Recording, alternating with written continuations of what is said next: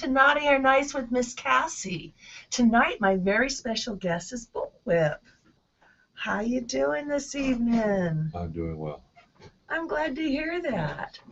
You know, you are one of the first people that I met on the scene when I came to LA. Oh, I'm sorry. Well, I met this Dom on Fat Life and met him and his girl in North County, and we hit it off. So they tied me in rope and threw me in a cart, and they drove me to this dungeon up here. Wow. It was the lair. Whoa. I had no idea what it was, but I get out of the car, and we went to the 7-Eleven, and there's this kind of, I didn't know how to describe you. I didn't know if you were a gentleman or a perv. There's a difference? There could be. I didn't know what to expect, but you give us this look going, I know where you're going. Have a good time. I am like, you know, it's like my first time, you know, in like a public, you know, place area and stuff. You know, I'd always played privately before then, and I had no idea because I'd been, you know, tied up in rope and in this car, driven all over the place, and didn't know where I was. And there's this guy outside 7-Eleven just going. Oh my God, he knows. Oh. Yeah, so, yeah, that was the first time that I met you. Well, you have a very good memory. Yes. Yes. Well, you know, that whole night was just, you know, like, whoa. Yeah, that was a crazy night. I can remember my first scene. Yeah. Very much like that. Yeah. Well, in terms of being able to remember the details and such. Yeah. Yeah, well, this is the first time I hooked up with somebody online. You know, it was a lot of firsts for me, you know. Because, you know, before it was like, you know, you always had introductions and whatnot, and I always knew the people I was playing with, and it was always private in somebody's house, and, you know, all of a sudden I found out there's this world out there. Oh, yeah. Oh, yeah. Yeah. Very interesting. Yeah, I talked to somebody at the crypt, and they said, oh, you need to talk to Dungeon Servitus, and you know, they gave me the information. I talked to them, and I talked to Sybil Hawthorne. She says, oh, you need to join this social media site called Fat Life. Prior to that, I'd been hooking up with people on MySpace. Yeah. Yes.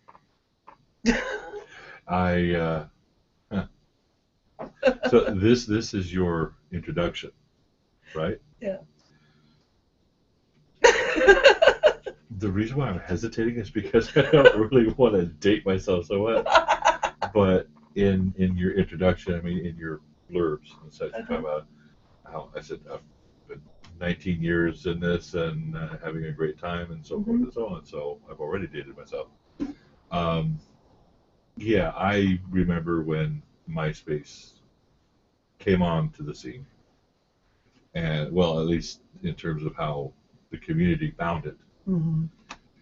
And so it replaced the AOL chat rooms, because that's what I came in on, was the AOL chat rooms. I had not been online before that, and so the people that I had met at Threshold and such like that, they kept saying, well, you got to go online, you got to go online, you got to go on the bulletin boards and so forth. And I tried to go on the bulletin boards, and goddamn, pardon my language, but things were so slow. I mean, I would type something, and I'm brand new online, right? So I don't know what I'm doing anyway. So I would type something on there, and I have no idea what the heck I'm saying or how to say it or whatever. And then I would hit whatever button to post and such, and I'm like, okay, now what? and there's no response, you know. It's like, I don't know if I did it right, whatever. And then they talk about these chat rooms on AOL. So I remember that, because I remember when I first got AOL, that was the big thing, was chat rooms. Well, I got on AOL because I had, I'm a self-described techno-idiot. So I had Mac and AOL because it was so easy. Yes, that was the thing. Everybody Yes. thought Mac was easier. I had both. I did. I had both Windows and Mac. Oh, well, congratulations. You're bi-technical. Well, I'm a techno-idiot. You're bi-technical. well, yeah, and I was living with a Type A personality who was a graphic artist, and he had to have a Mac. Okay. You know, so he had like this whole like graphics art studio set up in my kitchen, and you know, I had my little computer in my bedroom. So I started out with the chat rooms on AOL. I was hooked on that, and I was just doing that forever. And then MySpace comes along, and so I figure, okay, well, that's another way to, you know, get your presence out there and meet more people and so forth. So I did that, and then that somehow faded away for a while, and I went on Alt. Oh yeah. And what's the other one? I can't even remember the name. There's so many of them. Yeah. Color Me. Yeah, Color Me. And so I went on that, and I'm not really. Alt had a chat room, so I went in there and I chatted in there and such. And then FetLife pops up, and so I hear about FetLife, so I go on FetLife and I put a profile on FetLife, and FetLife fit the same. I'm losing my words here. It had the same features as Mac and AOL. It was easy. Yeah, it is a fairly easy. I love the way the interface, I guess is the word you use. Oh yeah. The FetLife interface. I love it because it is easy, even for a techno idiot like myself. I can actually create a group and so on and so forth and do, you know, whatever's. I could do that. And if I can do that, damn, you know it's easy. So, yeah, I love FetLife. It's a great way to communicate, and it is specifically geared to our community. Yes. You can put porn up there. You can cuss. You can say goddamn it, fucking whatever. That's why I kind of liking Twitter, because they don't censor me. Who? Twitter. I can post any picture I want, and I don't have a problem with it. I don't tweet. Oh, don't worry about it. It's just one more thing. Like I told you, I'm on Facebook, but Facebook has a. Yeah, I don't even think we're Facebook friends. We're not. Oh my God. What's your name? Well, then what am I doing here? I can't be friends with you. We're not on Facebook. But you don't do Facebook. No, I don't. I'm on it, but I rarely ever. I have a profile, but I rarely ever use it and such. And the only reason why I have a Facebook profile is because so many other people that I know do. Yeah. So. Yeah, I'm on there just because it's, you know, it's a lot of how I reach people, and there's so many people on there, and yeah, because it's not my favorite site, but it's got, you know, it's got great potential for the outreach. Yes, it does. And I have met some very interesting people along the way. When O did his hentai thing at Sanctuary, I keep trying to call it that smart. When he did this thing in Sanctuary, he blasted Facebook all the time, several times a day. I remember that. And as long as he was doing that, he was getting a good turnout. I mean, really good turnout. And then when he trailed off and stopped really promoting it on Facebook, then the attendance started trailing off too and such. So yeah, you're right. It has tremendous outreach potential. It does. Tremendous. Absolutely. Yeah. I can't wait for 50 Shades of Grey to come out. Really? Yes, I can't wait for that because it's going to bring in so many new people. Well, that's true. Though I don't know, the previews I saw of it really just kind of looks like, you know, a little bit of a kinky romance thing. You know? Well, you know, for the vanillas, that's all it takes. Mommy porn. Mommy porn. We all know how you feel about 50 Shades here, but I don't really have that big of a problem. I have never read the books. No, I haven't either. But I don't have a problem with the concept of it, and I don't have a problem with the Mel's over there giving the thumbs down on it. No, just on the books. Concept is okay. Here's one of the reasons why I don't have a problem with it, because it was something similar to that that brought me into the scene. If you remember, many, many years ago, there was a movie by the name of Exit to Eden. Mm-hmm. And I saw that movie. Now, I had already had some kind of curiosities all the way back to childhood and such like that, Mm-hmm. which in hindsight you look back and you think, oh, okay, yeah, I can see how that was twisted. But in your pubescent fantasy world and such, it's really just what you're thinking. You don't know it's twisted. So anyway, I see the movie Exit to Eden, and it starred Rosie O'Donnell and Dan Aykroyd. I'm like, oh, okay, I like these people. They're very funny. So I see the movie, and for whoever out there may not have ever heard of it, it's the concept is photographer takes a picture of a criminal, accidentally takes a picture of a criminal in action, and the criminal starts chasing the photographer. The photographer winds up going to Fantasy Island, a kinky fantasy island. Rosie O'Donnell and Dan Aykroyd are the cops who are chasing the criminal who's chasing the photographer. Oh, nice. So they wind up going to the kinky fantasy island thing. And it's all about floggers and whips and DS and so forth. So I'm watching this and I'm like, ooh, I kind of like that idea. And so one day I was up in Oakland for a weekend meeting, and it was Veterans Day weekend in 1995. This is why I know the exact date that I came into the scene. Veterans Day weekend in 1995.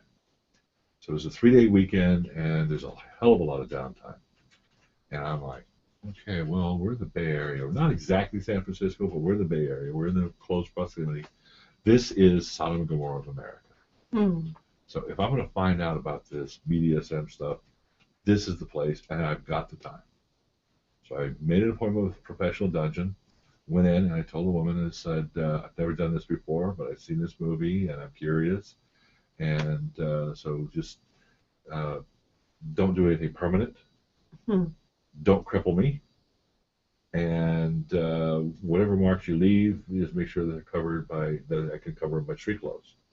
Other than that, show me what this BDSM stuff is all about.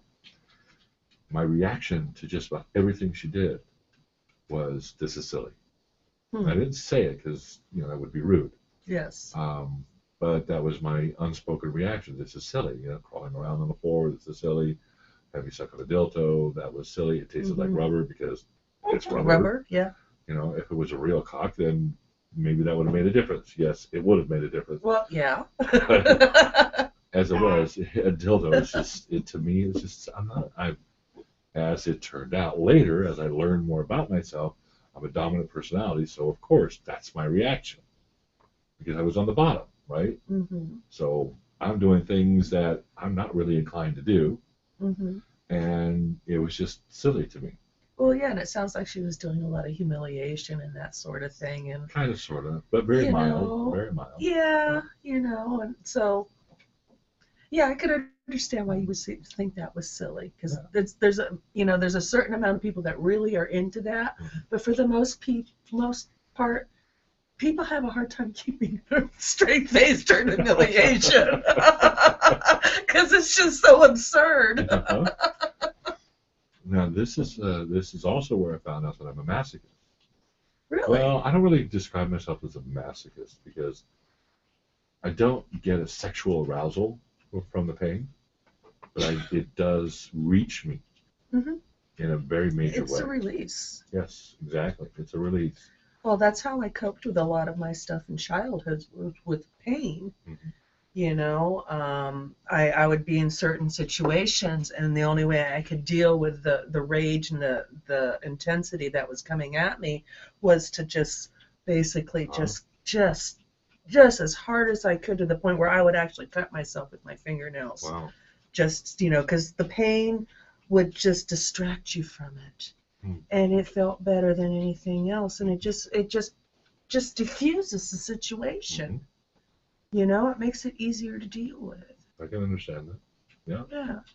And then later on in the BDSM, when it was a release for me, as you start putting two to two together, and oh, that's why I did that. Yeah. So the reason why I say this is when I found out that I was, for lack of a better word, more convenient word, a masochist. The way I found out about it was, like I said, everything she did was silly and had no effect on me. I mean, I'm a Marine, so I'm used to going through some. Did she do any impact or anything? She used a flogger, she paddled and so on and so forth, but none of that really. It's like, okay, so that's what a flogger feels like. Okay, what's next? Okay. You know, but then she said, I'm going to use a cane on you.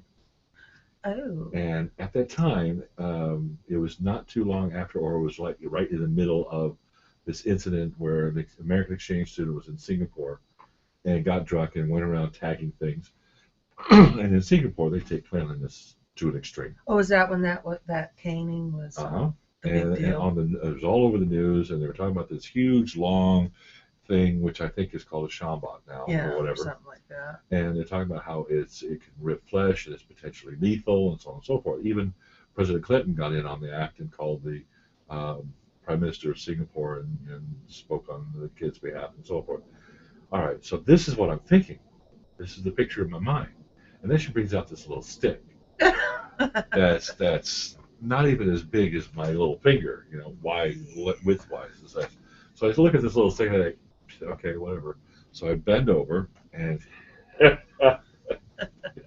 found out that little stick has a hell of a bite. And she says she's going to give me 3. And when she saw my reaction to that first one, I think she eased up on the other 2, but they still had one hell of a sting. And the other thing that also got to me then was that she had placed nipple clamps on me at the beginning. It was an hour session, and she took them off at the end. Nice. And you know that you don't leave nipple clamps on for more than about 15 minutes. Okay. The only time in all of my time on the bottom that I ever coded was when she took that first nipple clamp off. And I said yellow. I yelled yellow. And the reason why I said yellow instead of red is because I knew the other one had to come off. I just wanted her to go easy on the other one. But I had driven up there, so I had to drive back. And it's like a 6-7 hour drive. The whole drive back, I'm sitting on my seat, on my ass, you know, driving, right? You don't stand up when you're driving. So every time I shifted weight, I could feel those cane strokes. And my reaction was I laughed. So I was laughing pretty much the whole drive home. And I'm just sitting there on the drive laughing every time I felt the pain of those strokes. I mean, what the hell? What the hell? Why am I laughing about this? I couldn't figure that out. And for the whole week afterwards, I'd look in the mirror, and look at those cane strokes, and I would giggle about it. I'm like, what the hell? And so, of course, the next weekend I had to do it again because, okay, it was silly and it didn't affect me, but I'm laughing about this. I couldn't figure out what the hell was going on. And there's no pun intended on this, but something had hit me, and I knew it, and I had to figure it out. So I made an appointment with a dungeon down here, and it was in Culver City at the time. It's no longer there. It's called the Web. It was owned by a woman by the name of Mistress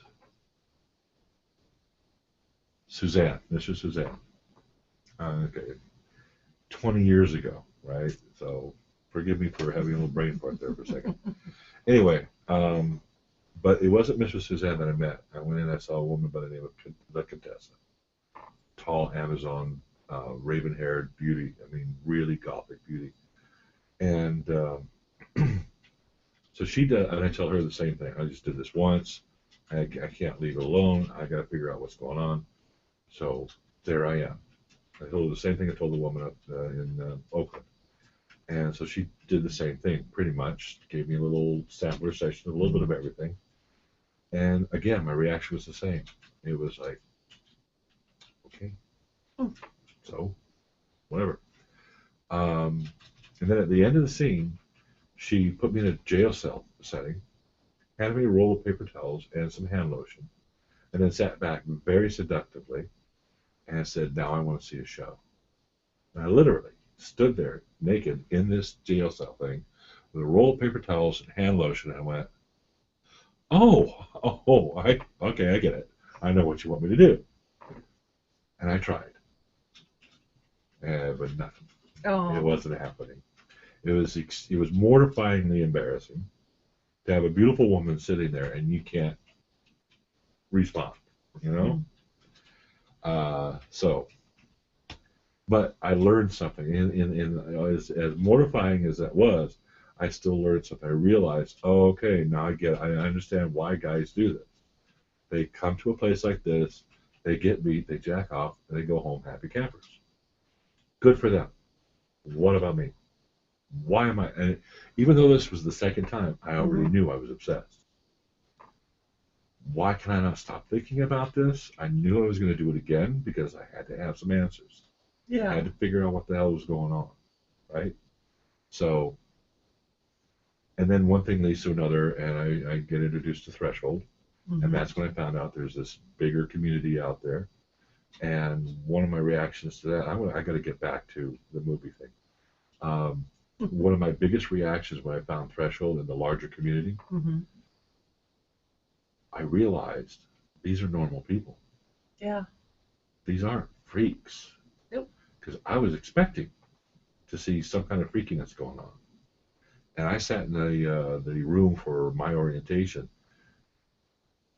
and they were just normal, average, everyday type people. And I felt extremely comfortable amongst these people.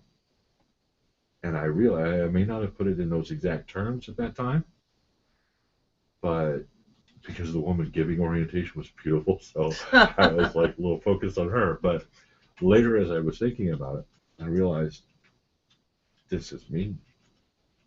This is who I am. I don't have any answers. The only answer I have at this moment is this is me. This is where I belong. This is my community. This is I am them, they are me, and this is where I'm going to be the rest of my life. I knew it then. Now, how all of that comes back to the movie and the 50 Shades of Grey is that movie, Exit to Eden, was what prompted me to go and explore. And 50 Shades of Grey movie is going to do the same thing for millions of people. Oh, absolutely. There's been many movies out there. Night Porter. The Secretary. The Secretary, Story of O. There's so many, that are flirting with that dark side, the taboo, and people can't resist. They're curious. I think this is depending on how it actually goes. Like I said, I never read the book, so I don't know how that goes, how the storyline plays out and such.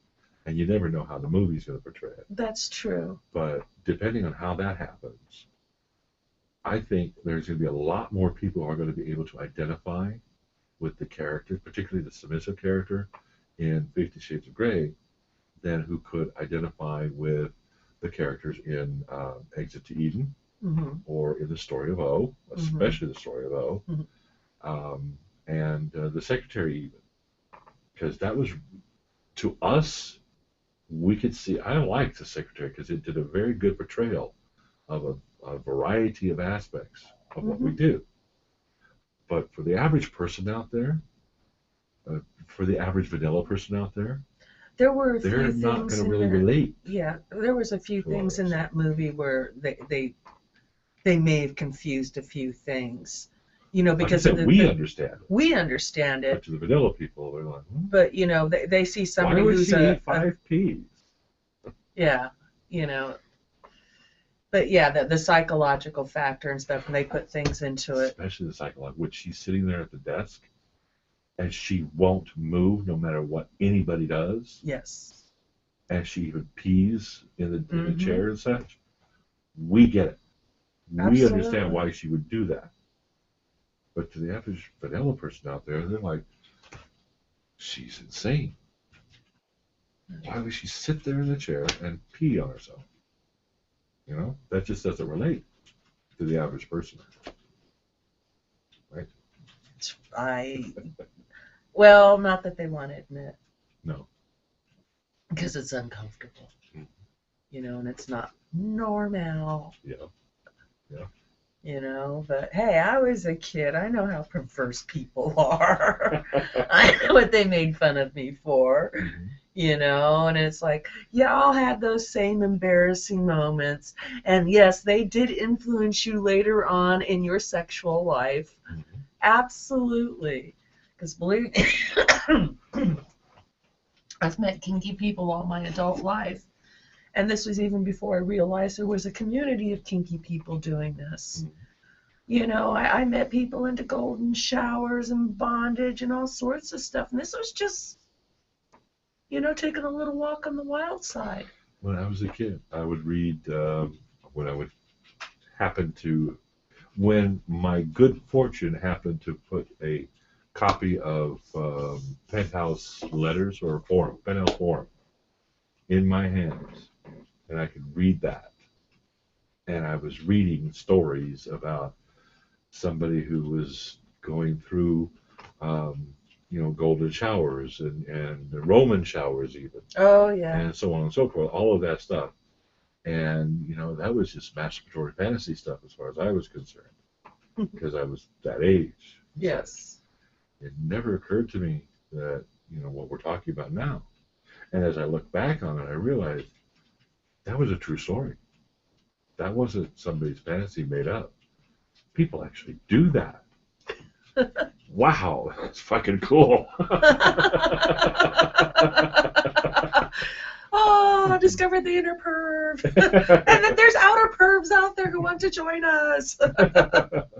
Hey, speaking of pervs, is there anybody in the chat room yet? Yeah, we have Miss Julie is in the chat room. We have Pig Carrie. Entropy is in the chat room. Hey, Entropy, how you doing? And we have a lot of people that are watching. If you are watching the show, please come to TSR Network, where it says TSR Network /live, watch live shows. Come in and join us in the chat room and join the conversation. They're chatting away. They're making comments about 50 Shades of Grey. Miss Julie says, the problem I worry about is the people who are going to see the movie and try the stuff at home unsafely without getting education first. And I agree with her on that. And then we have, they're talking about Threshold, that you know, they've gone to Threshold too. They were talking about the movie that you were talking about with Dana Delaney. They said she was awesome. We all remember that movie. Exit to Eden, and they're just chatting away, watching the show, and joining in the conversation.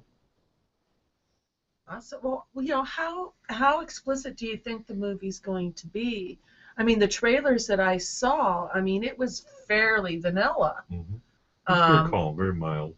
Yeah, it was like, you know, two girls, oh my God, like, I met this guy, and it was exciting and titillating, and is there a question now? I know there's a statement. I understand that there's going to be roughly around 20 minutes of sex scenes. Of sex scenes. That's a lot for that. That's a lot for a mainstream movie. 20 minutes. Is it just going to be sex, or is it going to be BDSM? I don't know, but it's the first book, so I don't know how much they get involved in the BDSM. I know they're going to do three movies on this. And what's it rated? If it's rated R, there's going to be a real limitation on this. Yeah, I don't know what it's rated. So. I don't know. But that all. Well, just because I know from, like, tying for porn videos, there's a lot of rules out there. Yeah. And there's a lot of things you can't do on film. Well, I hope they don't give it worse than an R. Because there's a lot of ways that you can do whatever. You can do some pretty heavy shit. Yeah. And keep the actual rating like PG-13. You know? So yeah. I don't want the movie to be limited in the audience that it can reach. Yeah. I want people to see it, and I want them to be titillated, and I want their curiosity to be piqued, and I want them to have the opportunity that I had, because there are more. I agree with Julie's concern that people will try this at home and so on and so forth. But like you tried it. I never tried it at home. It took me seeing the movie and then being in San Francisco. And I deliberately chose a professional dungeon because my thinking was, it's a business, so they're not going to do harm to me. Because I know any business thrives on repeat business. They want me and people like me to come back again. And if they do harm, then I'm not going to go back there again, right? Mhm. So that ruins their business. If I answered any private ads or personal individual mistresses ads or anything like that, I have no idea what I'm going to get into. Mhm. I could be very in a very dangerous situation. I didn't want to put myself in that position. But in your case, you were doing this at home with Oh, people that you met, well, most of these people, or their I mean, home, whatever. yeah, I mean, you know, it wasn't just strangers off the street or anything. You know, these were people that I knew through other people, and stuff happens. You get to partying, and you get curious, and there's a group of you, and you're just like, Well, this one woman I know, she was, and I can say this publicly because she would talk about it publicly. Her introduction to all of this was she was in Vegas once, and she was in a bar, some bar or whatever in Vegas, probably in a casino somewhere, and sat down next to somebody, and they struck up a conversation, and the word handcuffs came up, Mm. and the next thing she knows, she's at his apartment, and he's putting handcuffs on her. How more dangerous can that be? that's kind of dangerous. Yeah. Now, see, I never did anything that foolish. Okay. I mean, I did a lot of crazy ass things, don't get me wrong. I mean, I was doing breath play as a teenager. Uh-huh. We were getting high and choking each other out because it's a fucking wild ride, man. Uh-huh. You know, and I had no idea until years later that, you know, people did this during sex. Wow. Oh my God. So, yes, I agree with Julie's concern. However, 20 years ago, there was threshold. Mhm. As far as LA is concerned, there was threshold, and that was it. And threshold was very, very secretive. So you really had to figure out how. I was introduced to threshold by the people of the dungeon I went to. The Contessa, Mhm. she turned me on to threshold and told me how to find the group and so on and so forth, right? But other than that, it was very secretive. So you really had to put out some effort to find threshold at that time. But today, 20 years later, there's the lair, there's threshold that's much more open, and there's any number of other community places, such as Sanctuary, who put the word out there through the general community. So it's much easier to find Oh, absolutely. places to go and people to do lessons and so forth. Like Lost and Found one does, you know, BDSM 101. Rev Mel does SM 101 at the lair on Insight nights and such. Mhm. So, and Threshold, of course, with all of the classes at Threshold. So there's so many, There are tons of classes. out tons there of classes. on all sorts of things. So You it's know, the I mean, I people- know how many classes I teach a month. There you go. So the people who are inspired by the 50 Shades of Grey will have a much better opportunity to come into this community in a more safe and sane manner than even I did. I lucked out that I went to people who already had a connection to the larger community, and they knew that I wasn't just some kiki client who wanted to come in there and get his rocks off and so forth. I mean, the Contessa knew that the first time when she wanted me to masturbate in front of her, and I couldn't get it up. So she knew that, okay, this is a guy who's coming back again and again. He's not coming just to get his rocks off. I just used the Well, pun, didn't I? no, I get Come- this from being a professional, and I see the difference in clients. I can tell the ones that are truly into this and they're fulfilling a need in their life that they need. And then there's just these kinky guys that just need to do something a little bit different while they masturbate. You know, and you can tell because usually they look at all the ladies and they pick the youngest, prettiest one that's going to, you know. Is there a question, though? There's a couple statements. There's a big hello to Bullwhip that says, hello, Bullwhip, from Lost and Found, 1. Hi. So she's in the chat room saying hello. Miss Julie says, I agree that education is out there and it's easier to find. I just hope that people do what Bullwhip did and actually seek it out. And Miss Julie also said, I agree. My hope is that those pulled in by 50 Shades will seek out education. Well, my main point is that with the way things are today, they have a better opportunity to find it. And I was saying that I lucked out because I happened to go to some professionals who were already connected to the community and showed me the way to get to the community. Well, I mean, these days you can just go to your local smut store and there's a whole library on anything you want to know. Yep. You know, by people who've been teaching it for a long time. I mean, there are some decent resources out there. When I know in the early 90s, you know, I mean, we would go to the smut store and we'd pick up certain magazines because they had numbers on the back of them, and these are the people you would contact to see if you could do this or do that. You know, the people I knew, they were trying to hook up into the swingers community. Okay. And, you know, and then the electronic bulletin boards and stuff. And it was so, it was very hush-hush because you didn't know who you could trust. Yep. You absolutely didn't know. And you didn't know if a place was going to be raided. And you just didn't know. And that's really, you mentioned you didn't know. The double-edged sword of things being much more open now is that you get too comfortable. You go to a place like the Lair or Sanctuary or wherever, and it's almost like you're going to a bar on a Saturday night. Yeah, I see too many people just treating it like a themed nightclub. Exactly. And they're just looking at it as the next kind of shock value club to go to because it's a new form of entertainment. And they don't realize just how dangerous it is, Well, the things yeah. that we do, like breath play, for instance. Well, exactly. You know, people do Or not even understand. bondage. You're a bondage aficionado. Oh, I know. There's a lot of dangers in bondage. There absolutely is, and that's why I spend a certain portion of every class I teach on safety. You know, there is a lot to it, and you know, and just common sense stuff that people don't think of, like clear your scene space. Mm-hmm. You know, what happens in bondage more often than anything is people trip. They trip and they break something. You know, and if you break your bottom, you can't play with them. If you break your own bottom, you can't sit. Is there a question, Mel?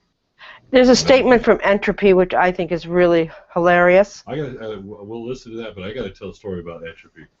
Okay, let me tell you what he said, then you can tell the story. He says, hell, who needs smut stores anymore? You can find those books on Amazon these days. That's true. Yeah. It's so true. And Lost and Found says that most people find her classes by simply Google search, Yep. which is great. Yep. All right, the story about Entropy. This was in my earliest days.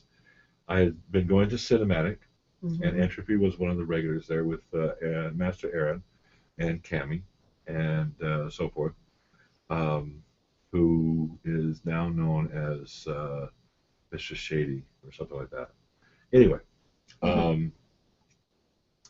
So there was I don't know if I should name him, so I won't.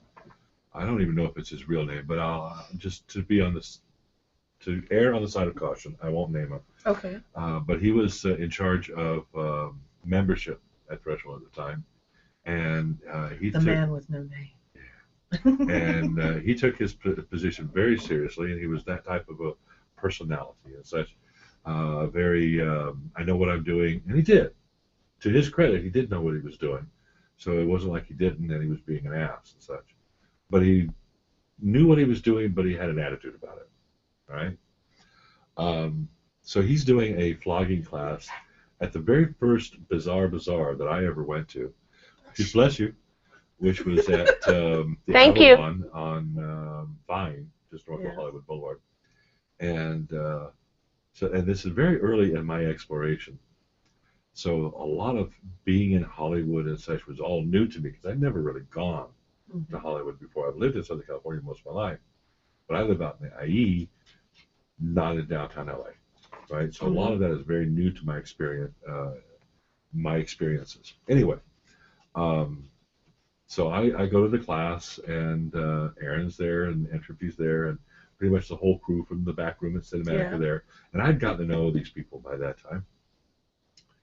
And so they left, and I had already gone through his flogging class at another SMU earlier on. So it was interesting, but I already saw it all and listened to it all. So when they left, I decided I was going to go with them and such. And so they're tooling around the vendor's floor and such. And just as a impromptu pickup scene and such, Entropy decides and I don't know if it's somebody he knew or somebody he met just there or somebody who was in the group and such. I don't remember those details. All I know is the next thing I realize is that Entropy's doing a scene right there on the vendor floor. And Entropy was one, if he was not the first, and I can't say because I came into cinematic when it was already going on. Yeah. And so I don't know what came before. But to my knowledge, I should say by my observation, that's what my knowledge is based on. By my observation, Entropy was the very first person to do double-handed flogging, which is now called Florentine flogging. And he was a master at it then. And that was 20 years ago, so of course he's even more so now. But at any rate, so he's doing this Florentine flogging scene right there on the floor of Bizarre Bazaar, having just left just a few doors down this fellow who was doing a flogging class. So I know what he's doing. And he's just kind of like tweaking things here a little bit. But, you know, it's all in good fun and whatever, although that person would not have taken it that way. And I don't think Entropy's intent was for him to take it any way other than the way he would take it. Because he was that kind of a personality. That kind of a personality, you want to tweak him every chance you can. Well, yeah, you can't resist, poking. But poking the angry kid. and with Entropy's talent and skill and such, you know, it's just like it's like Mozart. And what was it, Mozart? The movie was made. Oh yes. Or am I thinking of somebody else? And Maestro, the one who was the courts right. Exactly. musician. Yes. Yeah, the one who was the pianist for the courts. So when Mozart does something beautiful off the top of his head as an impromptu thing, and the serious seasoned veteran is just standing there going, that was Entropy and this fellow. And I'm like, way to go, Entropy. That's cute. And way to go, Entropy. Oh, yay, that was cute. Yeah. Any more comments now? Yes, Entropy says, in my defense, There is no defense. it was Aaron's idea. Oh, Laughing out loud, we were hanging out at the Flogger Maker booth, and Aaron suggested I play with the owner's sub. So he goes, he's in his defense, he's humble. He's a humble man. Mistress Melissa would say that would be blame shifting. And poor Aaron is not here to defend himself, so blame it on him anyway. Oh, I'll get him back on my show. I've had him on my show. Oh my god. Oh, they're clapping. And they're all clapping. Yeah. And That was- Carrie's Going, woo, woo, woo. Oh, there was a gentleman on Facebook when I checked the ads this afternoon. Said his name's Rob Monroe. Oh, yeah, about Rob. whip classes at Threshold Yeah. early on. Yeah, he and I don't remember, some business meeting or something like that. I just moved back to California in 2005, and so afterwards he and I went to have a bite to eat and such. And I had known Rob. It was, in fact, Rob had Miss Diana had. I was about to say that she introduced them, but really it was they had contacted her. She's always been in charge of the hotline, and Catherine had called the hotline, and Rob had called the hotline at pretty much the same time.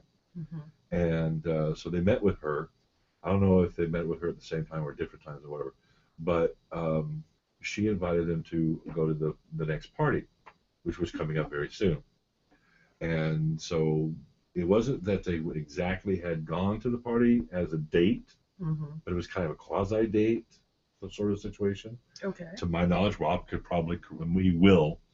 How you doing, Rob? Long time no see. And long time no hear from, dude. God damn. Anyway, so I know him from then because the very next orientation was shortly out, either the next day, I think, from that party and such, right? So I know Rob from that orientation. I know Catherine. That's how I met Catherine, was from that orientation. And so I've known him for quite a long time. Well, he sends his regards. How you doing? And all right, so he and I go way back. And in 2005, I moved back to California, and we'd gone to some business meeting at Threshold or whatever. And afterwards, we went to get something to eat, and we were talking. One of the Threshold's biggest offerings to the community is classes. And I've always believed that Threshold should put more emphasis on the classes, which they have been doing over the last few years. So actually, that's a good thing. And so anyway, but at that time we had our regular classes like a program meeting and a SMU, and that was more or less it. So he and I were talking about that sort of thing, and we're both WHIP enthusiasts. So we pretty much came up with the idea at the same time that we should do some kind of a WHIP workshop. Nice. And so once a month we would do a WHIP workshop right there at Threshold, and we would talk about WHIPs, and Rob printed up a whole bunch of flyers on the different things, different parts of a WHIP and different care of a WHIP, and so on and so forth. And so we would just talk about WHIPs, and then at some point we would break up the group from the people who had already been there before and already had some experience and they wanted to practice more, and the new people who had never picked up a WHIP before. And so I would usually take the newbies and go off down the hallway and have them practice a very simple basic throw that I always teach people. And we did that for like 3 years or so, until price of gas went up to like about $5 a gallon at that time. And I drive an F-250, which is 12 miles to the gallon. Wow. And this was on a Sunday. So it wasn't even on a Saturday when I was going to be in the area anyway. Yeah. It was a special trip to come out. So I kind of started finding reasons not to make that drive and pay like $60 for a round trip worth of gas. Yeah. And such. And poor Rob was kind of left to, run the show all by himself, which he enjoyed, but still. And then eventually, Threshold chose somebody else to do a similar WHIP workshop, but called it something else. Yeah. And when Rob told me about that, I'm like, really? They did that? They took our idea and gave it to somebody else? Yeah. And, whatever. Anyway, so that, and even that died shortly afterwards. I don't know if they're doing any other kind of WHIP class or anything like that at Threshold anymore. I don't really recall seeing any WHIP classes there. I know that they do advertise a lot of classes, though. Tons of classes, and it's a good thing. It's a good development. Yeah. But anyway, this is 2015, and he and I started that back in 2005. It's been 10 years since we started that class, and it was fun. Tons of fun. Yeah. Oh, WHIPs are something special. I remember the first WHIP class I sat in. I think it was at Thunder in the Mountains. Okay. Possibly. I don't know. It was one of those. It was either Chicago or it was Denver. And this gentleman named Jim, who is well known in the national WHIP community, was amazing. He was making this 10-foot WHIP just dance, and he could just wrap it so gently around the body. It was just beautiful. It was poetry. It was absolute poetry.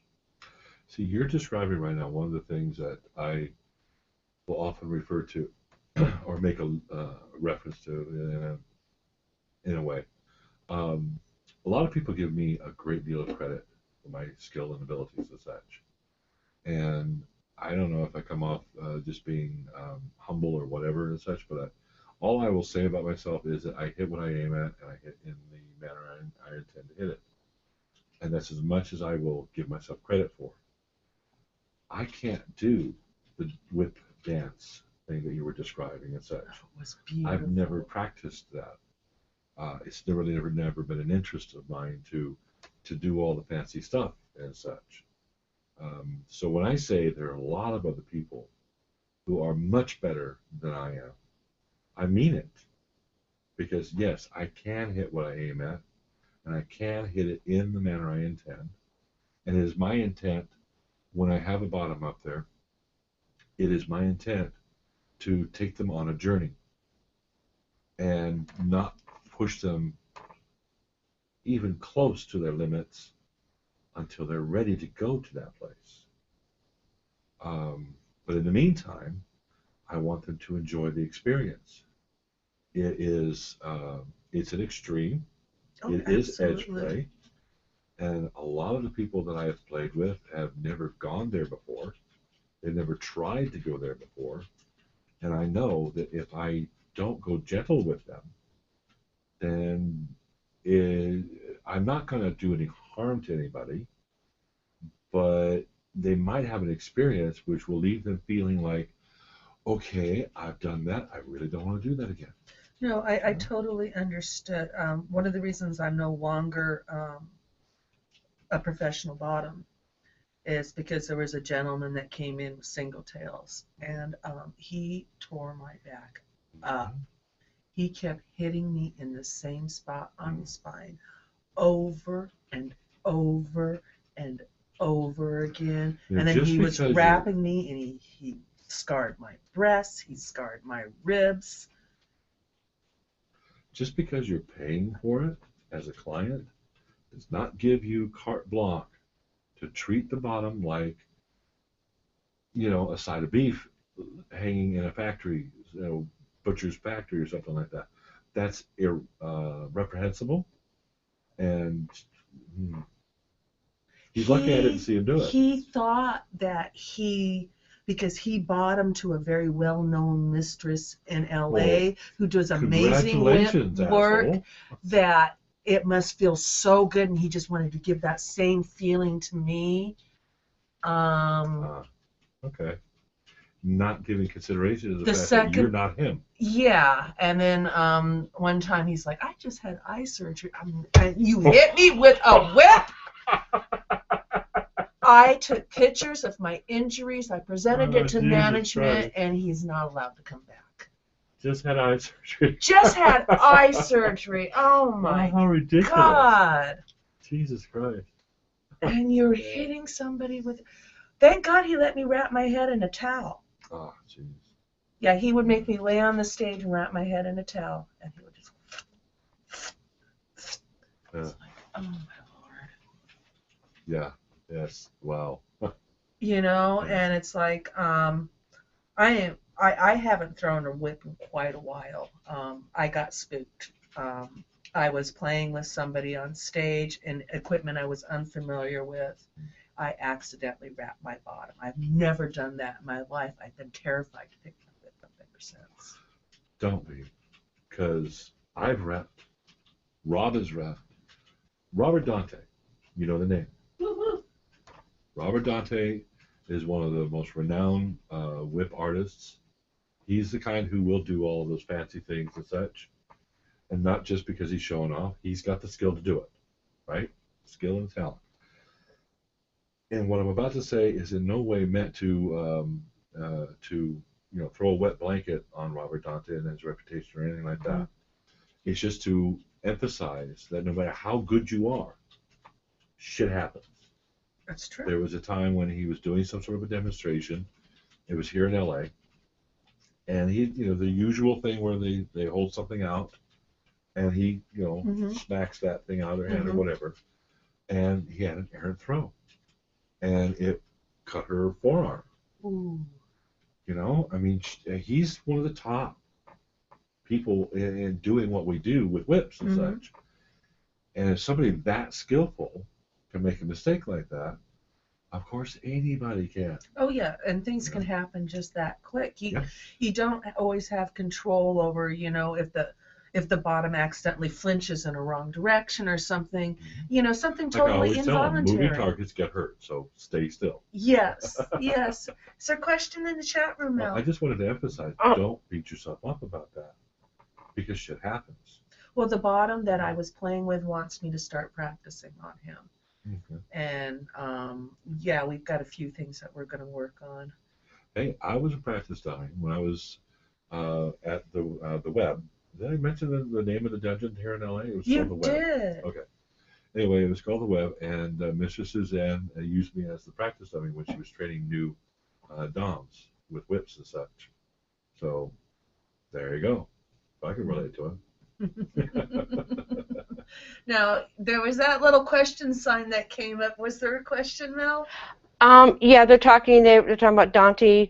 But the thing is that we only have a few more minutes, and they want to know if you guys, if our host and our guests would like to go a little longer.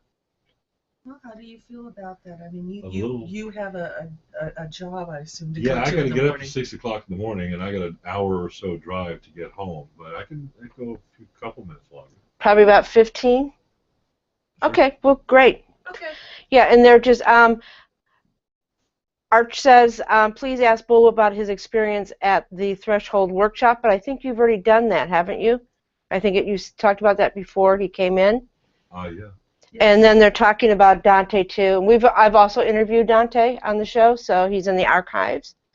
And so yeah, there's people that are watching that are coming in.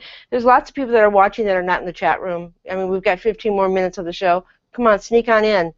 Say a shout out to Bullwhip for all that he's done for the community. Thank you. Absolutely. I mean, you are the ambassador. I remember one of the I forget which time, it was for one of Sal's birthday parties, and it was at Dungeon Core. And I was with Dabble Dom. Okay.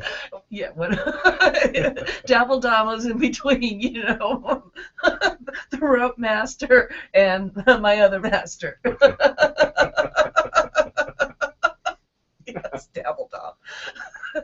Because he's dabbled at being a dom. That's the truth. He knows darn well that he's not a full-fledged. He just enjoys. He's totally honest about it. He owns it. Thumbs up with that. His whole thing is he gives a great spanking, and he would throw me to the center of the floor, sit on me while I was on floors, and then play butt bomb those on me. That was his idea of doming in a public space. But we went to Sal's birthday party at Dungeon Core, and you were there, and he pulls me aside and he says, "This is a great man," and he says, "He should flog you," and you flogged me. Oh, very cool. I remember that, and it was a really lovely experience. I love a good flogging, because I've been with so many people, and their whole idea behind the flogging is they just want to hurt you. And that's so silly, because flogging, it can be good and strong and a good wallop without cutting your skin or hurting you. It can be truly pleasurable. It can be the most amazing deep tissue massage of your life. And I thoroughly enjoyed that flogging. Anytime you want to repeat it.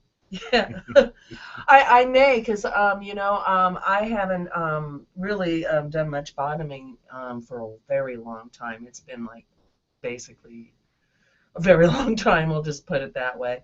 And at AVN, I hadn't bottomed for like 17, 18 years until I went under Mistress Melissa because of my addiction. Yeah. So it's like riding a bicycle. Well, it is. I let Master Aragon flog me at AVN. Just for the heck of it. I had forgotten how wonderful a good flogging is. Couldn't pick a better one to top it. Oh my God, it was so. It's reminded me so much of that experience I had with you, because I mean it was pleasant. It was good and solid, but trustworthy enough where you felt safe enough to release yourself into subspace, which says a lot, because it's so hard for me to let go and get into subspace with anybody in the scene.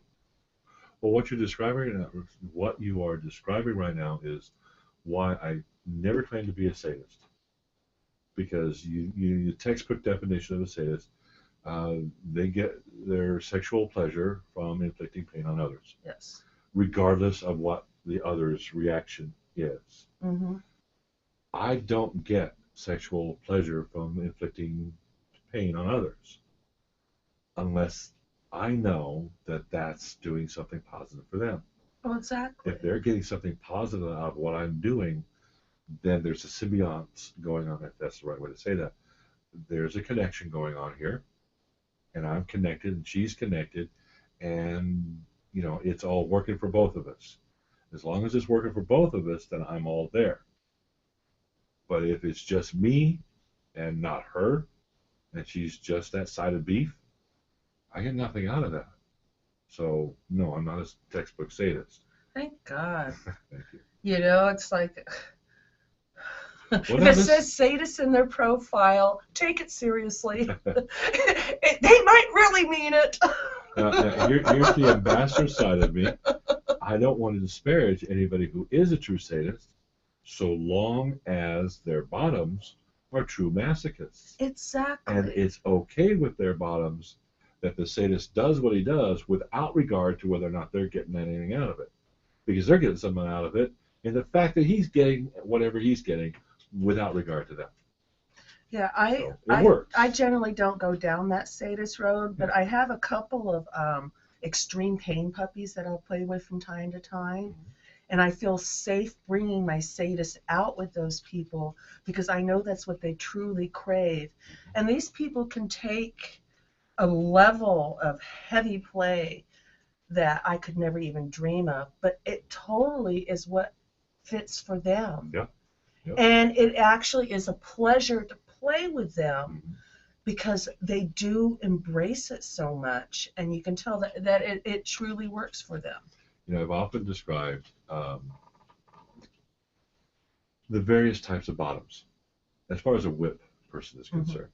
Okay, you've got the bottom whose body is capable of handling the trauma of a whip, but their psyche is not. So although their body can handle it, their brain can't. Yeah. So they don't want to feel that level of pain and such.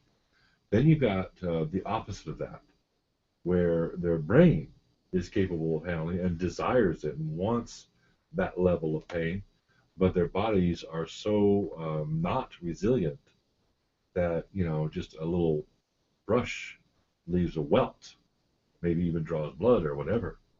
So you got to really fine tune for each of those two types. Well, you do. But then there's God's gift to a whip enthusiast. The person who can handle the level mentally and physically. And when I come across somebody like that, I'm like, thank you. I'm not there anymore. There was a time when I could endure anything. I could put myself, I would meditate, and I could quite literally take anything. Had the masochist beaten out of me. Maybe we can work on that. Oh, we must speak louder. Louder. Yes. Louder. Yes. Any more questions, Mel? I don't know. I'm going to whisper to each other. Whisper. No more. They're talking. They're talking about flogging is one of the things that Miss Julie said she may still bottom for if she desires to. Art says, "Hey, Bullwhip, you're right on so far, way back. What is it?" It's a rock. A rock. Oh, sorry, a rock. I know it's a rock. Hello. Hello. What did he say? He said, "You're right on so far, way back." And they're talking about Aragon. They said Aragon is good. Oh, yeah, A-Rock says, longer than that, Bull. That means that since you have bottomed. And A-Rock says, yes, the best art is the dance in their mind. So they're having this conversation. Oh, okay. So cool. Never mind. Maybe we will have to talk. I mean, I have quite literally, for the first time in years, not been owned, and I've never, ever had a chance to go out and just play because I've always been property. Right. Or else I was fresh meat and I was scared to death. Yeah. and I became dumb. my first time in a private dungeon, by myself, when I had left my former master and I was without a dom, and I wanted to go play, and I get in there and they're like, "You're submissive," and all of a sudden it was just like I could just feel the wolves. Yeah. I started tying that night. I did my first suspension that night. I found my inner dom like no tomorrow, and found out I had a true talent for rope. Wow. Yeah. Yeah, so I discovered something, but yeah, I've never actually played as an independent agent before, you know, just had play partners. And I hear so many people that do that, you know, so yeah, it's a whole new adventure. Well, we've got to chat. Yes, perhaps we shall. What's up, Mel? Lost and Found said Bullwhip's floggers are my friend. Aw. So yeah. Hey, you're another one. We only did that one time. Who? Lost and Found one. Oh, okay. Oh, you want to repeat, right? Yeah, we're gonna follow up on that. Cool. And Entropy says, watch the shark circle. Now, you did say something interesting, that you hadn't bottomed in a number of years until you basically decided to bottom for Mistress Melissa for personal reasons to help you with some issues. My addiction, yeah. Yeah, absolutely. Now, oh my God, I had such a great question. What happened? It fell right out of my head. I got Kelly Bundy syndrome. It's like it fell right out. Well, was it relating to my addiction or? Oh, no, now I know what it is. Okay. You totally reminded me. I get this being the dominant. People don't think that I should bottom. Well, what kind of flack did you get for being the dominant and then choosing? Actually, surprisingly, I didn't get very much of any flack. Really? There was one person, and I won't name names. I will relate. I showed up to Conquest one night, and this is shortly after I had went under into service to Mrs. Melissa. Mm-hmm. And this woman is a sub, and I went into the kitchen, and she spots me, and she says, "Oh, are you back to the top side again?" And I said, "I've never left the top side." And she said, "But aren't you Mrs. Melissa submissive?" I said, "Yes." "Well, then you're submissive." I said, "No, I'm a dominant." "How can you be How can you submit to her and be a dominant?"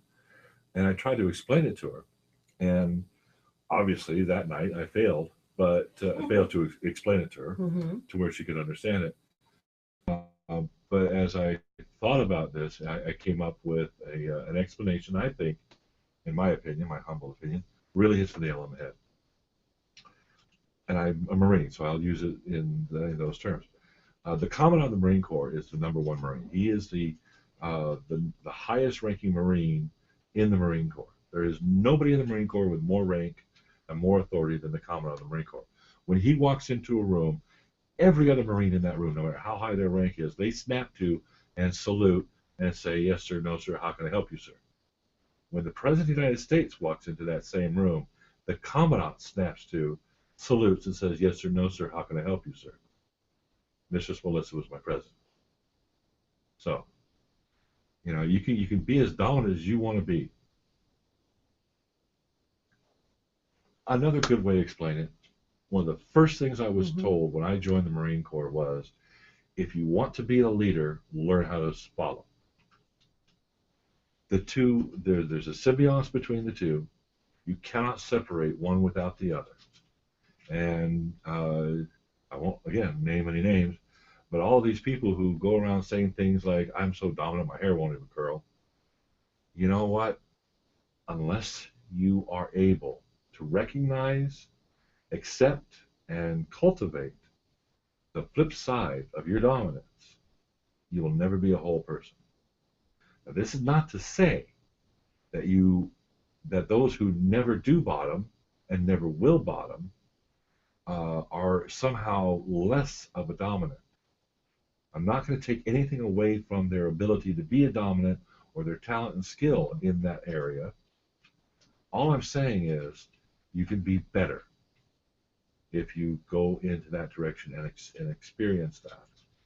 Because I started out on the bottom, and when I made the change over to the top side and realized, okay, this is where I'm most comfortable.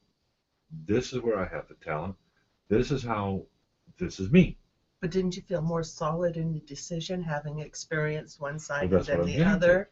Is because I was started out on the bottom, when I went over to the top side, I had that previous experience, and I had a much stronger connection to my bottoms because I knew what they were feeling. I knew what they were going through. I could relate as I did whatever I was doing to them.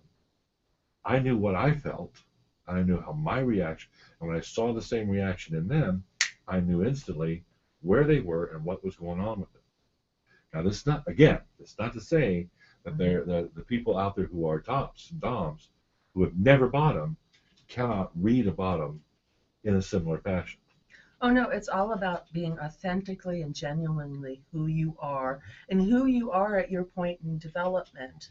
You know, I had somebody ask me, he says, I know you're a dominant. I've been to your rope classes. You're amazing. I've seen you perform on stage, yet you serve a sir. He says, how do you make that switch in your mind? How can you do the difference? You know, he says, how do you do that? How That's do you a legitimate switch? question. And, you know, I said, I never had to think about consciously switching. It's like when I'm in my dominant role doing what I'm supposed to be doing dominant, I am dominant. I am always dominant. When I am with my sir, I am in service. I'm in service because it does something for me. I'm the kind of person that likes to give and take care of people and feel needed. I feel as a dominant I can do that, but I also enjoy taking care of people. And here's And a I dirty like to, little secret. Most, if not all, but most of those who are dominants and who don't bottom and such, they're feeling that same sense of service. Because you think about what a dom does with a sub. Okay, there's an old adage. Every time somebody has a collar and a leash, somebody else is on the other side holding that leash. Yes. They're just as tethered as the person with the collar. Absolutely. Yeah. There are very many facets of ourselves. And I never understood why, even though I am a dominant in the scene, why I was not allowed to honor my submissive side. That, you know, it was a very big part of me for a long time. It's a part that I treasure. When I give the gift of submission, that gift is to me. I'm not giving it to a dom. I am honoring my personal submission. It's my gift to me to offer my service because that makes me feel good.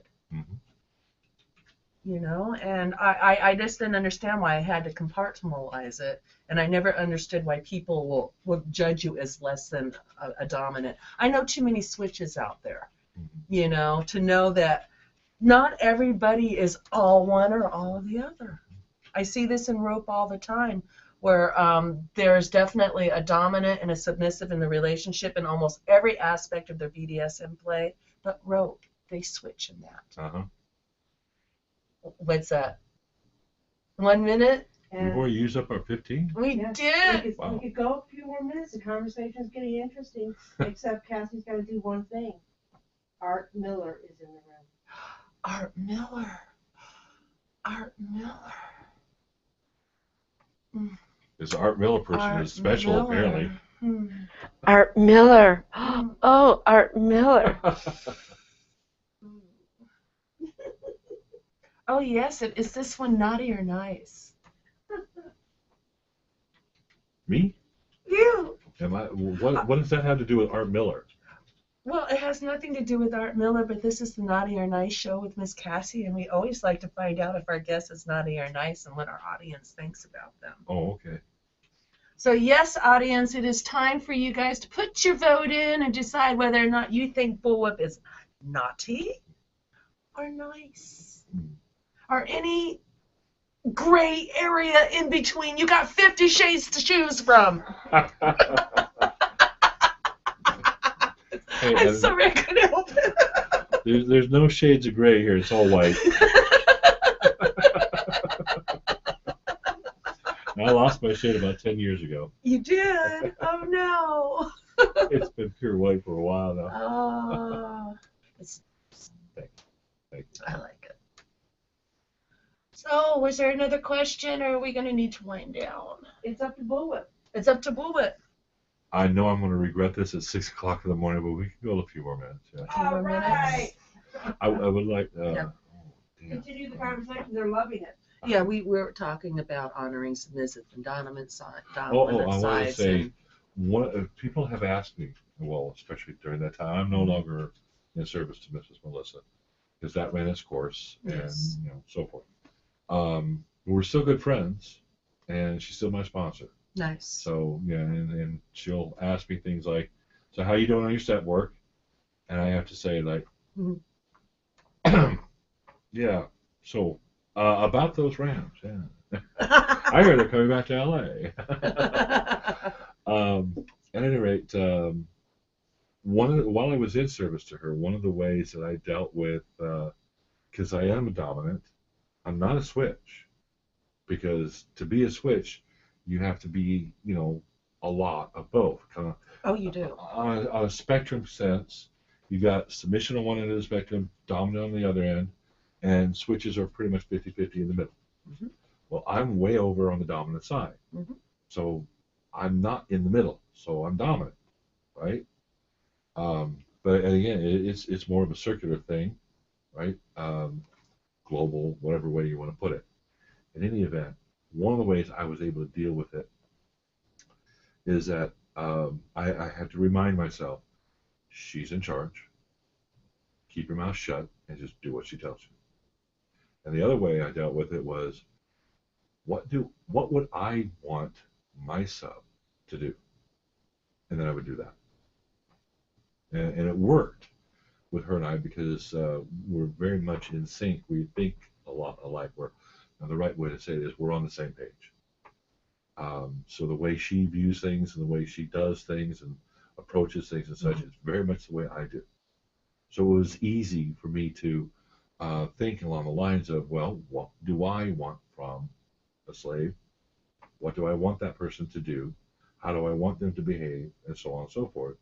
And then I would behave that way with her. So, and it worked. Mm-hmm. So there you go. And she grew up with Marines, and I'm a Marine, so she knows the mentality. So, Yeah, it sounds like it was a good match. Very much, and that's why we're still very good, close friends. Oh, she's amazing. Oh, yes.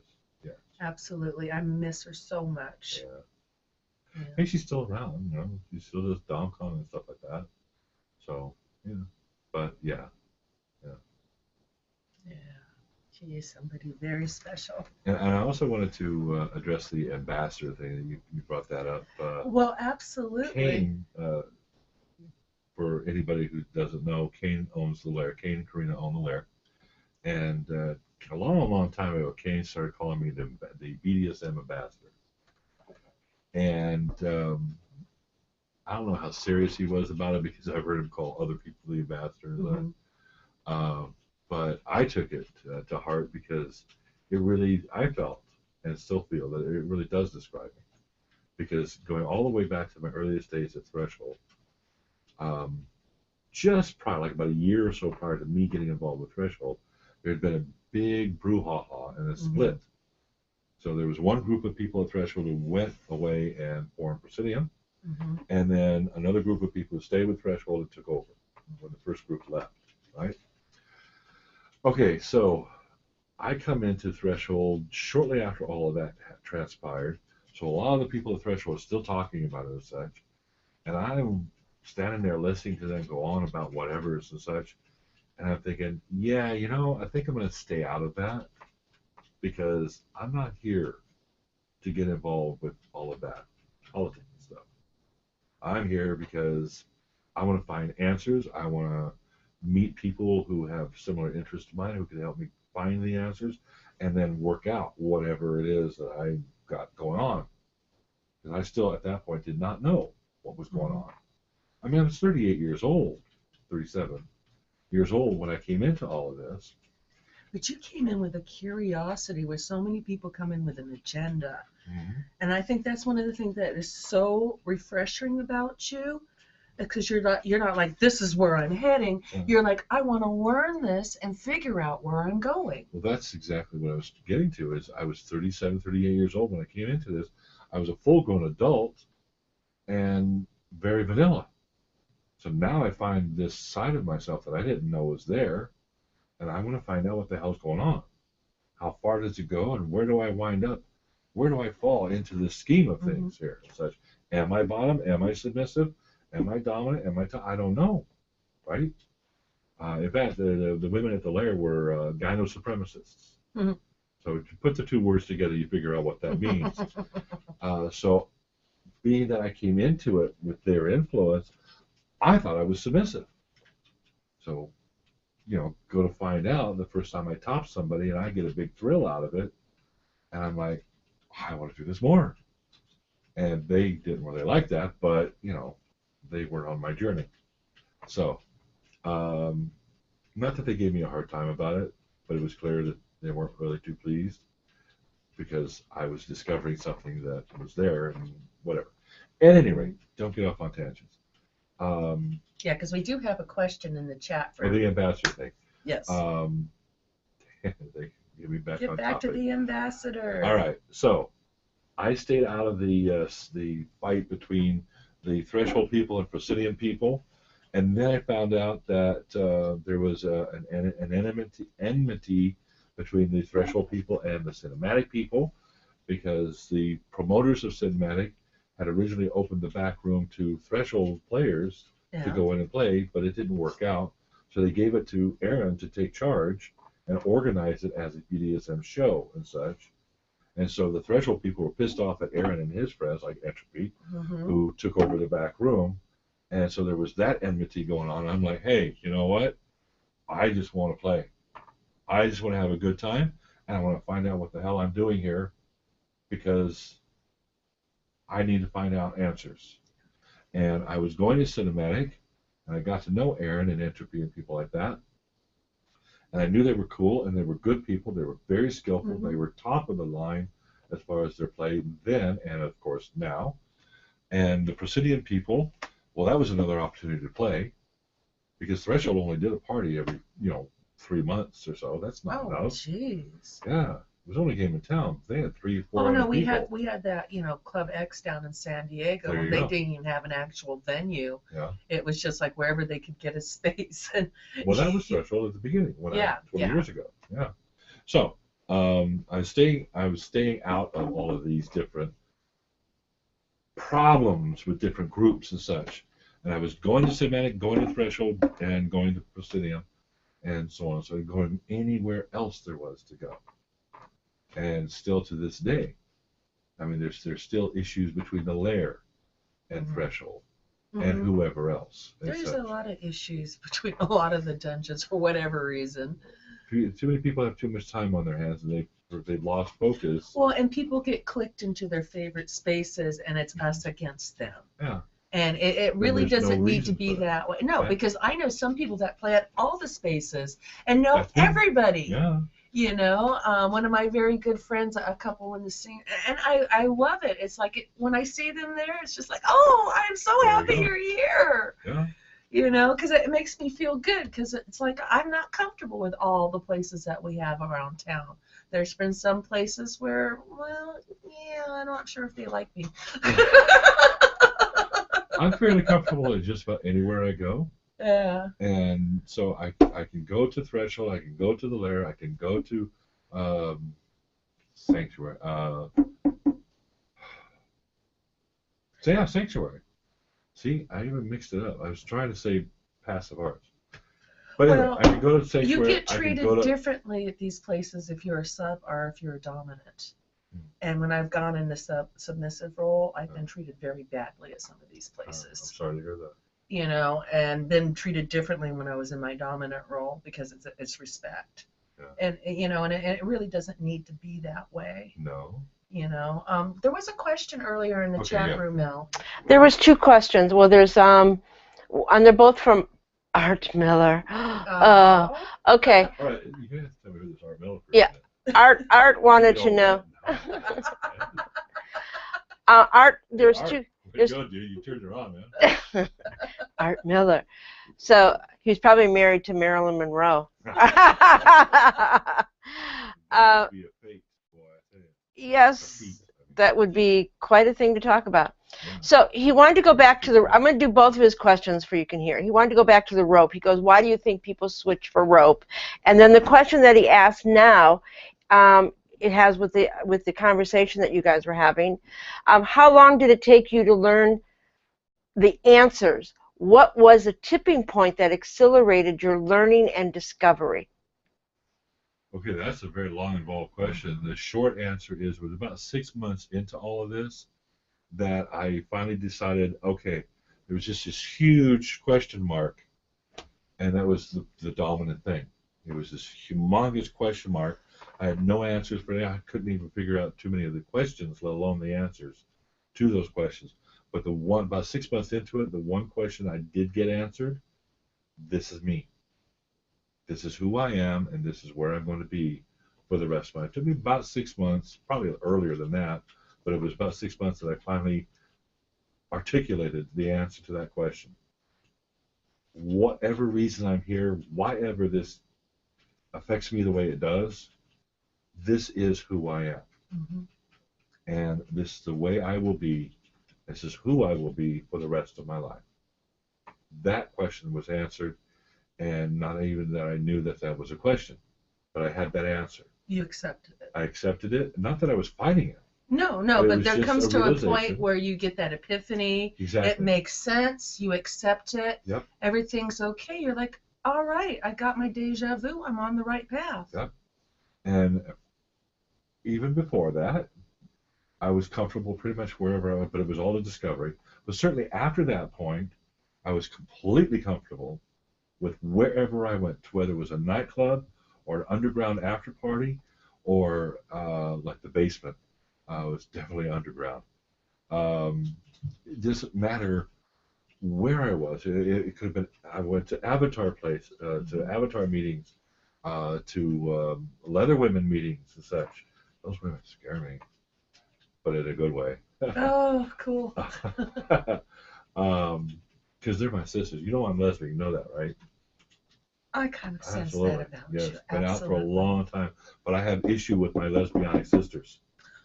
The bitches won't let me into Desire. No, they won't. So They won't. They won't. So I boycott. If they're not going to let me in, I boycott. Well, I have an answer to that. You can always cut off your cock. Hey, this is Bullwhip, not Bruce Jenner. Okay? Never mind. Oh. God bless you, Bruce. Go. Oh, no, I'm sorry. What's your name now? I don't know. Listen, I kind of missed most of that, other than they keep flashing this thing, so I was kind of guessing that's what it was. Yeah. Because he's very pretty. Okay. Okie dokie.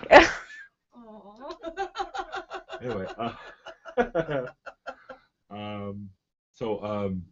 I don't know if I really answered. What was the second part of his question? I will tell you the second part, but first, Lost Found is no longer committed. So she says, "Hey Mel, please tell Bullwhip that you know that I can find a mutual party and I'm ready for round 2."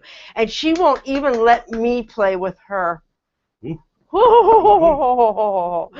Whoa. The question was, why do you think people switch with rope? You can answer that.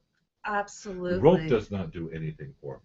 But either it does something for you or it doesn't. But rope is an art form. I find that it inspires people get into rope for many different reasons. For some people it is just an enhancement to their sex life. For many people it becomes like sculpture. It becomes very artistic. It becomes it can be very comforting and embracing. Rope brings on a lot of different feelings and stuff. I think just because of the nature of what it is, I think it's that sometimes people just like to share that comfort, Like, you know, I'm going to wrap you in the blanket today, and then you're going to wrap me in it later. Mm-hmm. You know, there's just something really special about rope. And sometimes you just really feel it's just something that it's a medium you can create in, and sometimes you want to be the medium that's being created. You know, it's just one of those things. I think it's one of the more artistic modalities of this lifestyle. Well, I can very much understand it and get that from your Mhm. perspective and others who are into rope and such. From my perspective, when I was on the bottom, bondage didn't do anything for me because in my mind, I'm thinking, okay, it's not real. They're not really tying me up. I mean, this is just for play purposes. So it really didn't mean anything to me. And on the top side, um, there was a lot of that element there that as I would observe other rope people doing their thing and such. Um, when I made the switch to the top side, and I'm exploring my dominance, and I'm really feeling that dominant energy and feeding off the energy, submissive energy that I'm getting from my bottoms and such.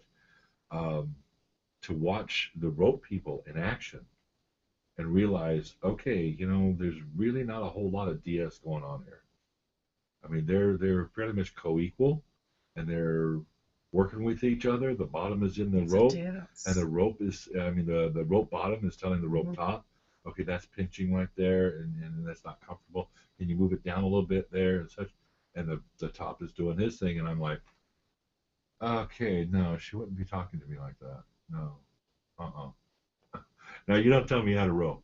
You don't tell me how to tie. You don't tell me how to whip. You don't tell me how to. You just be okay. If I ask you a question, then you answer my question as factually as possible. But you don't sit there and tell me what I need to be doing. No, that's not going to work for me. Well, that doesn't work for me either. Yeah. That's something we negotiate ahead of time. No, I'm not okay with topping from the bottom. Yeah. But I make this clear ahead of time, and I do a fabulous intake, and I do check with them throughout the bondage. But no, you better not be convincing with me, because I will end that scene right fucking now. Yeah. This is what I'm saying. And that's not happening with the rope dynamic, which, again, I got to emphasize to all you rope fans out there. So I'm not saying anything bad about it. It works for you. That's great. Mm-hmm. It's just not my thing. So, no, there's a lot of people where rope is just that they just don't feel it, you know, and other people it is so their thing, and you know, other people it's just kind of something they just kind of throw in there, you know, and people that truly love rope, you can just tell, you know, and yeah, it's not for everybody. You know, I'm always aware of that when I'm on stage, that for some people, watching me tie rope is like watching paint dry. So I have learned to rig extremely fast. And if it's taken me a bit longer, I have learned to squeeze boobies and grab crotches and do all sorts of stuff to entertain them while I'm tying the rope, so they're not going, rope. Well, that actually touches on a point. Most especially the extreme rope aficionados. The times that I have watched them in action, I'm thinking you might as well be tying a mannequin. You might as well be tying up a mannequin, because your bottom is not your focus. The rope is your focus. Now that works when the bottom is the rope is their focus, and the top, the rope is their focus. When both the bottom and the top have the rope as their focus, then it works for both of them. 2 thumbs up. Great for them. But for me, the bottom is my focus. She's what it's all about. So if I'm using rope or whips or whatever, it's all about how it is affecting her. There was one time at a private dungeon, a femdom friend of mine had a lesbian bottom come in from Vegas, and my friend says, "Hey, Bull, you want to tie her up? Fantastically beautiful." And I'm like, "Thank you." And so and this was when I was still doing rope and such, and all I knew, Aaron taught me, and Aaron was my mentor, Aaron from the cinematic days, and he taught me basic Japanese body harness and such. And so I'm doing my thing. Now my technique was to draw the rope slowly, sensually over their skin, because again, it's all about how it's affecting them. Yes, it's intention. It's not about the rope. Yeah. Right. So I start to do that, and the girl's coming. I had just drawn the rope over, and she comes. And I look at my friend, and my friend looks at me and goes, and I go, thank you. Yes, I've met those women. You just touch them with rope, and they're like, whoosh. Yes. By the time I had the body harness finished, she must have come a dozen times. And then I tried to force it. I used a vibrator and whatever else. Nothing. No reaction from her at all. I finally gave up on that and started to take the rope off. And I always take it off the same way I put it on, sensually drawing it over their skin. And she's coming. And I'm like, God, I used to be that way with rope. You could just, matter of fact, when I was getting myself, I would self-tie myself, and just having the rope on my body, I would come so freaking hard. It was unreal. You know, and there's just something about it when you're a rope person and that feel of the rope. It's amazing. See, I get it. I understand. It's just that it doesn't do anything for me. But, you know, it's like somebody trying to do a forced come with me with a Hitachi and stuff. There you go. It's like, you know, I'll put up with it with the dominant because I know that's what he wants. But to tell you the truth, I really do not enjoy that. Because usually they're jamming it so hard into your clitoris that it hurts. And it is just not fun. Less is more. Yeah, less is more, especially with a Hitachi. It's like very, very lightly touching it will get you off a lot better. It's, when do we want to end? Oh, you know what? We probably should. You do have to get up early. Before I get to sleep. I'm leaving it up to you guys. Everybody's talking in the chat room. They're talking about rope. And you know what? I let somebody tie me up because they gave me a Hitachi.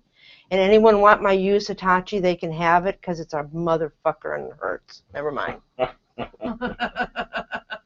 So we won't soup yours up. No. Oh, there was the 665 dungeon, and that eventually turned into the 665 toy store on Santa Monica Boulevard. Yeah, I know where that is. Yeah. But when it was still the dungeon, I think it was a fellow by the name of Steve, big, tall guy. He brought in a vibrator, which if I remember it correctly, it's a vibrator that they use on concrete forms. So when they lay concrete, and they've got it in a form, but they got to get the bubbles out of it. Yeah. So they'll take this huge. So it's like a jackhammer. Yeah, kind of like a jackhammer, and they'll put it up against the forms. Or the chiropractic G5. And turn it on, and it'll vibrate the whole body of the concrete, and all the bubbles will come up and such. So he brings this thing in, and it's like a Hitachi, like a monster, green giant type vibrator. I'm like looking at that thing, oh my God. Sounds like fun. Yeah. Any other questions? Yeah, just tie me to the washing machine and put an unbalanced load in there, and it'll be the same thing. And it could be so damn amusing. No, just comments. Entropy says I kind of got out of rope during cinematic era because what we were doing was presentational, beautiful rope work as is art. Trying beautiful rope work in bad theater, it's a no-go. So yeah, I agree. Yeah, we're just talking about different different places and different things, and never mind. We're just chatting in the chat room. Okay. Well, it has just been a wonderful show. I am so glad that you came on. Thank you for having me. The time has gone by so fast. I cannot believe it's this late already. Yeah. So, did anybody decide if he is naughty or nice? Yeah. Arik said nicely naughty. Yeah, they said naughty, nice, nicely naughty. Yeah, and for the both of you, where are you guys going to be performing? Oh, well, we really haven't got that. We just agree that we'll do it. Yeah. Oh! And I thought we were just gonna go play. I mean, let's take the pressure off. I'm performing at Tarantino Taboo Club Anarchy coming up. It's the Tuesday after the 17th. So that's in a couple weeks. Okay. And then I'll be performing at Bar Sinister last Saturday of the month. I'm teaching a Ropalooza class at the Stock Room March 21st. I've got classes. like I'm a busy little girl. Apparently, yeah. And then we've got this going every week. And my very special guest next week is going to be Downtown Willie. Oh, cool. Isn't that great? Very cool. You know, every dungeon I've played in LA has a piece of his furniture. Yes. You know, the thing about Willie, every time that I think he has topped, that he has maxed out his creative energy, he'll do something else. And I'll take a look at it, either in person or in a picture, and I'll say, damn, you've done it again. You've amazed me again. Yeah. The guy's talent goes no further. I mean, it has no end. No, it doesn't. Wow. He's a great man. So he's a great person, too. Oh, I'm so looking forward to the show next week, because now I can finally put a man to the equipment. Yeah. You know, because I've played with a lot of that equipment. Oh, yeah, we all have. Yeah. We had all of our dungeon furniture at the studio. Yeah. When we had the dungeon furniture, it was all Downtown Willie. He used to store it in my studio so he could take it to other clubs on Friday or Saturday nights, so he didn't have to bring him up from Orange County. I love him. He's such a good friend. There's one thing I will never forgive Willie for. He made a St. Andrew's cross and a spanking horse out of pink. Yes. And it's there at Sanctuary now. Yes. And I'm like, pink? Oh, those are the best for sissification and Then fine, humiliation. put it in the sissy room. That's fine. Well, Keep it out of the sometimes we main need room. to humiliate people in public. You know how this is done. I'm not into humiliation. Well, we didn't say we were going to tie you to the pink cross. I'm not into giving humiliation. Oh, well, don't tie your bottoms to the pink cross. I won't. I don't even want to look at the damn thing. But Enter P in the chat room says Downtown Willie is one of the few people I look at with a sense of awe. That guy can build anything. Yes, I agree. It's true. I'm really looking forward to having him on the show next week. And this was a great show with you, but Thank you. is there any special announcements for TSR tonight now? No, but there is for me. I'm going to be teaching at Domena at the Lir Assad on Sunday, starting at 7, a class on how to approach a mistress. And then my class at Insight is going to be about beginning scenes and negotiations. So I'll be teaching a lot the next few days. Oh, or the week. excellent. Yeah. We'll see you at Domena on Sunday. You're going to come to my class? If I get off working time, I will be at your class, but I am definitely going to the event. I've been wanting to go to it for a few months, but life's been crazy. I've been moving and stuff. And It's a great event. Transition. Oh, that reminds me. One thing I want to make an announcement to everybody. I had a storage unit. When I first got it, it was like about $100 a month, maybe a little bit less. Every year they've jacked the price up on it. When they finally got to $146, I said, "That's it. I'm done. I'm clearing everything out." So I'm going to have a sale. I'm going to get rid of a whole bunch of stuff. And I've already given some stuff to Goodwill, and I've thrown some stuff in the trash. But there's a whole bunch of stuff that is still in the box. I have a CD player that you mount to the wall. It's still in the box. Never opened it. Oh my goodness. Exactly. What the hell am I holding on to this for, right? So how do So people I'm going to get... have a sale. Oh, so you're going to have a sale. I'll announce it. You'll announce it. I'm just doing it publicly for the first time here. Because I want to say, I don't have a yard, so I can't call it a yard sale. Okay. I don't have a garage, so I can't call it a garage sale. So I've decided what I'm going to call it is, it's a pack rat sale. Excellent. Because I've been a pack rat. Are you going to make it a community pack rat event, or just? Yeah, that's an idea. Well, because there's a lot of people out there that are closet hoarders. Yeah. You know, they don't want us to know, but we all have that closet in the back of the house where if you open it up, it is. Yeah. Yeah. This is what I've been working on for the last couple of weeks. I've been clearing. I've moved all of the stuff. I cleared out the storage unit. I got all this stuff, and I've been going through the boxes, and I've set aside a whole bunch of stuff I'm going to sell. I'm going to take pictures and put it up on the FetLife profile and everything like that. And I figured maybe at the Lair, although they don't do Insight in the afternoon Well, you know, anymore. you could make it a big pack rat rummage event, But I and hadn't thought the about that, but that's a good idea. proceeds could go. No, the proceeds are going to me. They're going to you? Well, from my part of it anyway. Anybody else who comes and puts their stuff out. Hey, it's my stuff. I'm selling it. It's coming to me. Now, where did you think the proceeds should go? Well, there's so many good events, you know, good charities and stuff that are important, you know. TSR Network. Hey, listen. Well, that's true, TSR Network. We do need to do a fundraiser for TSR Network. People do not realize that we are volunteer driven. That, you know. Wait a minute. I'm not getting paid to be here? No, sweetie, I pay to be here. You get to play with Miss Cassie. Is that not payment? That's pay. I'll take that pay. Miss Cassie, I'm pimping you out. Oh, good Lord. Is this how we're going to pay for everything? Yes. Miss Cassie will do it. Suck that dick. Yes, Miss Cassie will do it. I don't suck dick. Eat that pussy. Yes, Miss Cassie will do it.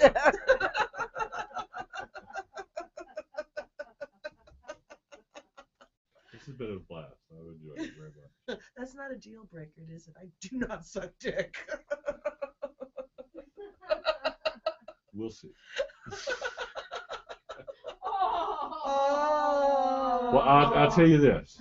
Whether or not you suck dick, I definitely eat pie. Oh.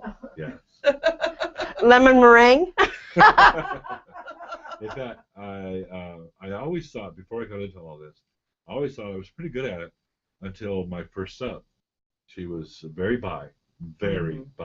She might as well have been lesbian. That's how bi she was. And she taught me a few things about eating pie I had never thought of before. And I realized, damn, this is pretty good. Mm-hmm. From both ends of it. Yes. Mm-hmm. So, yeah, I got even better than I thought I was. Yeah. And I don't mind saying it. I'm good. Yeah. Yeah, you guys all. Should we have a pie eating contest? I like it. I like it. Except we have to block out the actual movement of it. I know. Oh, never mind. Well, you know, that may have to be like an event separate from, you know, what we do. It may have to have some special private ticket event only. You have to be at it. Yeah, we can like totally make this work. Miller says, that's the type of volunteerism that I can live with. That's why we go, Art Miller. I think we've come up with a pretty good idea here. Yeah. No one's eating my pie. I'm going to have to shave for that, and that's not, no.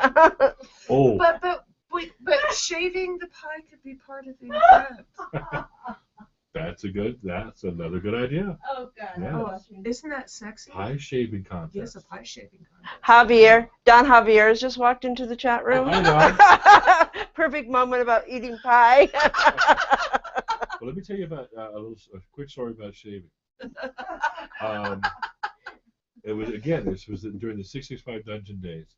And by this time, I'd been into this scene for at least a year, maybe slightly more than a year. And a pretty young lady wanted to be spanked. So my technique at the time was, they'd lay across the lap, and I would, reach over and I'd hold them, and I would diddle them while I'm spanking and such. And, of course, this is all agreed to, and it's all consensual. There's no surprise reach-arounds here. So they knew what was going to happen. All right, so she's across my lap, and I reach over, and she wasn't shaved. And I go, whoa! Even though it had only been about a year, a little more than a year, I was so used to a woman being shaved that when I reached in and I felt that she wasn't shaved, it surprised the hell out of me. Yeah. Because I wasn't expecting that. I felt something go, oh yeah, that's natural.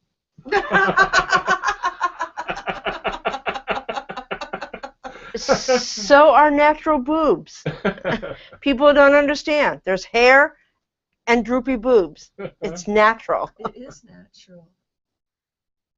Okay. I gotta go home and go to sleep. Yeah, Bull has to go home. And did we have any more questions in the chat room? Any more, stuff that we would classify as TMI from Mel? Lost says, Bull keeps going, hilarious. And Javier says, let him stay all night. Hey, you can go ahead and cover for me, Javier. I'll take the day off. Yeah, so it's been a fun show. All right, everybody. Thank you so much for tuning in, and I hope you'll join me next week when Downtown Willie is going to be my guest. Woo-hoo! So good night, everybody. Good night.